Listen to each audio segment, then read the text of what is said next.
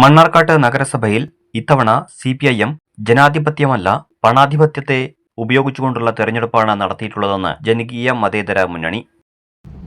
ഈ തെരഞ്ഞെടുപ്പുമായി ബന്ധപ്പെട്ടിട്ട് ഈ 30 വാർഡിനകത്തും ജനാധിപത്യ രീതിയിലല്ല, പിന്നെ പണാധിപത്യ രീതിയിലാണ് ഇവിടെ തെരഞ്ഞെടുപ്പുകൾ നടന്നത് എന്നുള്ളതാണ് എനിക്ക് ഈ മുനിസിപ്പൽ തെരഞ്ഞെടുപ്പുമായി ബന്ധപ്പെട്ട് പറയാനുള്ളത്. മണ്ണാർക്കാട്ടെ ഒരു പ്രധാന സഹകരണ സ്ഥാപനത്തിൽ പ്രവർത്തിച്ചിരുന്നയാളാണ് തെരഞ്ഞെടുപ്പിൽ പണമൊഴുക്കിയതെന്നും ലക്ഷക്കണക്കിന് രൂപയാണ് ഇത്തരത്തിൽ ചെലവഴിച്ചിരിക്കുന്നതെന്നും ജനകീയ മതേതര മുന്നണി നേതാക്കൾ ആരോപിച്ചു. ഇത്തവണ യഥേഷ്ടം മദ്യമൊഴുക്കിയാണ് തെരഞ്ഞെടുപ്പ് LDF നേരിട്ടതെന്നും സഹകരണ സ്ഥാപനങ്ങൾ കൊള്ളയടിച്ചിട്ടുള്ള പണവും തെരഞ്ഞെടുപ്പിനെ വിനിയോഗിച്ചിട്ടുണ്ടെന്നും സഹകരണ സ്ഥാപനത്തിൽ തലപ്പത്തിരുന്ന ഒരാളുടെ സ്പോൺസേഡ് സ്ഥാനാർത്ഥികളായിരുന്നു പലരുമെന്നും അത് എല്ലാവർക്കും അറിയാവുന്ന കാര്യമാണെന്നും നേതാക്കൾ ആരോപിച്ചു.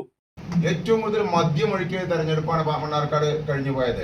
പിന്നെ അധിക ദിവസം ബിരിയാണി വെച്ച് വിളമ്പിക്കൊണ്ടുള്ള ഒരു തെരഞ്ഞെടുപ്പ്. നിങ്ങൾ എല്ലാ മാർഗം പത്രക്കാരും നിങ്ങൾക്ക് അറിയാലോ, നിങ്ങൾ പല നിരീക്ഷണം നടത്തിയിട്ടുണ്ട്. എല്ലാ വാർഡിലും നിത്യവും ബിരിയാണി വെച്ചിട്ടും മദ്യം യഥേഷ്ടം ഒഴുക്കിയിട്ടാണ് ഇപ്രാവശ്യം ഇടതുപക്ഷം തെരഞ്ഞെടുപ്പ് നേരിട്ടുള്ളത്. അത് നിങ്ങൾക്കറിയാം. അതിന് സ്പിരിറ്റ് മാഫിയയുടെയും ഇവിടെ തന്നെ സഹകരണ സ്ഥാപനങ്ങൾ കൊള്ളയടിച്ച പണം അതിന് നല്ല രീതിയിൽ വിനിയോഗിച്ചിട്ടുണ്ട്. ഇവിടെ പറഞ്ഞത് എൻ്റെ സ്പോൺസേഡ് സ്ഥാനാർത്ഥികളാണെന്നാണ് ഇവിടുത്തെ ഒരു സഹകരണ സ്ഥാപനത്തിൽ തലപ്പത്തിരിക്കുന്ന വ്യക്തി ഇവിടുത്തെ പത്രമാധ്യമങ്ങളിലൂടെ വന്ന വാർത്തകളുടെ അടിസ്ഥാനത്തിലാണ് ഇത് പറയുന്നത്. കൃത്യമായിട്ട് പറഞ്ഞത് ഞാൻ സ്പോൺസർ ചെയ്യുന്ന സ്ഥാനാർത്ഥിയാണ്, അവരെ വിജയിപ്പിക്കണമെന്ന്.